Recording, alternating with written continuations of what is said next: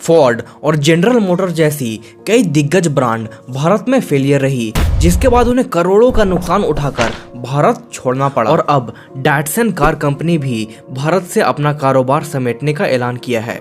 Datsun Japanese manufacturer company Nissan की ही subsidiary brand है। Nissan ने 20 अप्रैल 2021 को ये स्टेटमेंट दी थी कि डैटसन ब्रांड अब भारत से डिसकंटिन्यू हो जाएगी। डैटसन ब्रांड अक्टूबर 2019 में ही रसिया और इंडोनेशिया से भी अपना कारोबार समेट चुकी है।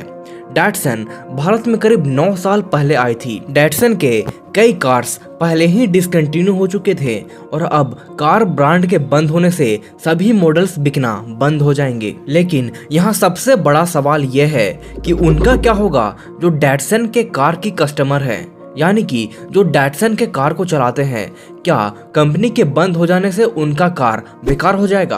क्या उन्हें सर्विस नहीं दी जाएगी? तो आपको जानकारी के लिए बता दें कि डैटसन कार कंपनी सभी तरह की सर्विसेज प्रोवाइड करते रहेगी, जिसमें पार्ट्स, वारंटी सर्विसेज ये सब भी इंक्लूडेड है।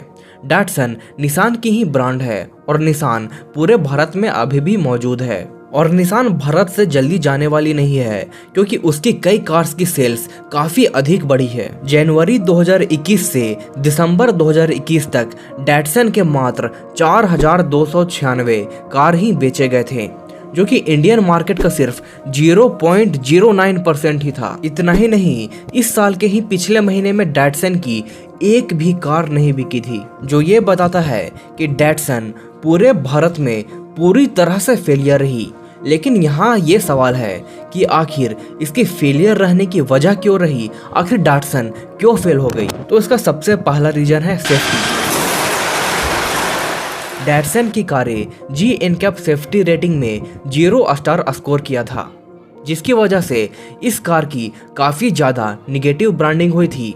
और भारत में लॉन्च होने से पहले ही इस कार के निगेटिव ब्रांडिंग के बारे में सभी लोग जान चुके थे। ये खबर पूरी तरह से फैल चुकी थी और इस कारण से इसकी ब्रांड इमेज काफ़ी खराब हो गई। इसके फेलियर का दूसरा कारण है कि ये इंडियन कस्टमर के प्राइस टेस्ट को समझ नहीं पाई। डैटसन की कारें काफ़ी सस्ते होती है और डैटसन ने ये बात अपने एडवर्टाइजमेंट में दिखाया भी, लेकिन वो कार के क्वालिटी के बारे में बताना भूल गई। उसने अपने कार को सस्ता तो बताया, लेकिन उसके क्वालिटी के बारे में कुछ नहीं बताया, जिस कारण से इंडियन मार्केट में इसकी रेपुटेशन सस्ता और घटिया क्वालिटी के कार जैसी बन गई। इंडियन कस्टमर्स अफोर्डेबल कार तो चाहते हैं, लेकिन वे चीप क्वालिटी के सस्ते कार नहीं चाहते। अगर अच्छे से समझे तो डैटसन की फेलियर की वजह सेम रही जो टाटा नैनो की फेलियर की वजह रही थी। वो अलग बात है कि इन प्राइस सेगमेंट्स में ये सबसे बेस्ट कार थी। धीरे धीरे इंडियन कस्टमर्स को कई कार्स की ऑप्शन मिलने लगी है, जिससे अब वो उन कार को ज्यादा प्रेफरेंस देते हैं जो अफोर्डेबल तो हो, लेकिन उसमें सेफ्टी की भी अच्छी व्यवस्था हो, जैसे कि टाटा की टियागो, अल्ट्रॉज, पंच, महिंद्रा की केयूवी और मारुति सुजुकी की कारें। डैटसन इनमें से किसी भी कार कंपनी को 1% भी टक्कर देने में असमर्थ रही और इसी कारण से कंपनी डूबते ही चली गई। इन सब के अलावा इस कार कंपनी के फेलियर की एक और वजह रही डैटसन की डिस्ट्रीब्यूशन और sale partner Hover Automotive India यानी कि HAI दोनों के बीच कॉन्फ्लिक्ट की कई केसेस सामने आई थी। दोनों के बीच संबंध भी अच्छे नहीं थे। डैटसन ने अपने कार रेडिको पे काफ़ी ज़्यादा पैसा लगाया था। उसने एडवर्टाइजमेंट पे भी काफ़ी ज़्यादा पैसा लगाया।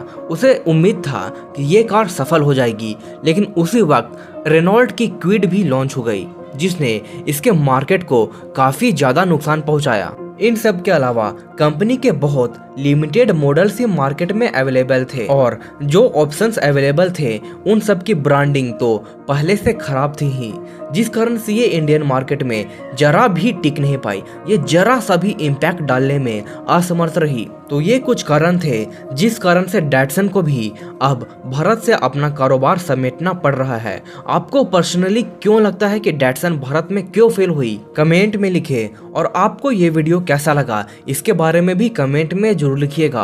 और हर दिन कुछ नया सीखने के लिए हमारे चैनल क्यूरियोसिटी टीवी हिंदी को सब्सक्राइब कर दें। धन्यवाद।